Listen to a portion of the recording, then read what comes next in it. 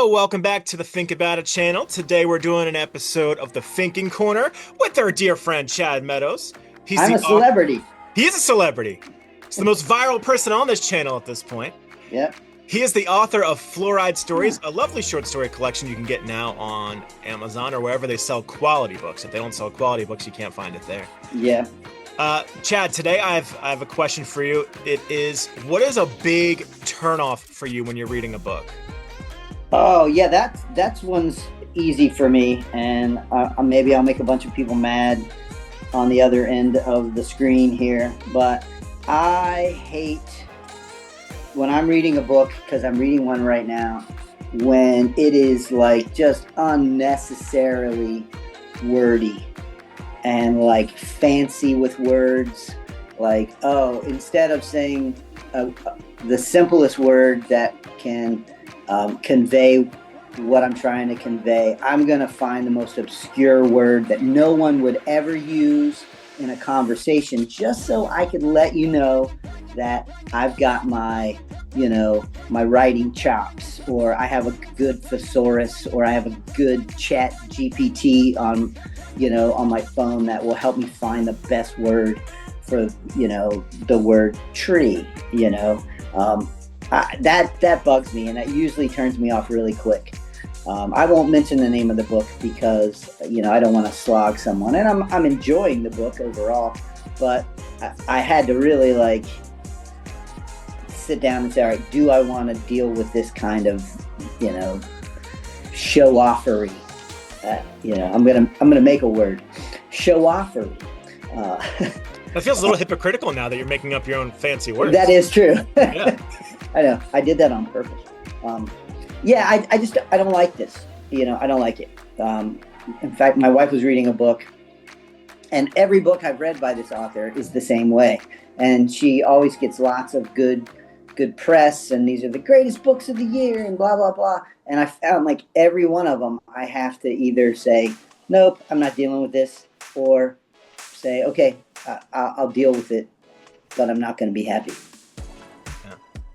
I will say for me, I have found this as I get older. As weird as this might sound, it is extensive geography. So like if I have to go back to the front of the book and refer to the map because I'm not sure where we are, what we're talking about, it takes me out of the story. Yeah. And I think people might automatically think like Lord of the Rings or something like that, but I think Lord of the Rings is incorporated enough in like mainstream media with videos and movies and stuff that you have a general idea of like where things are.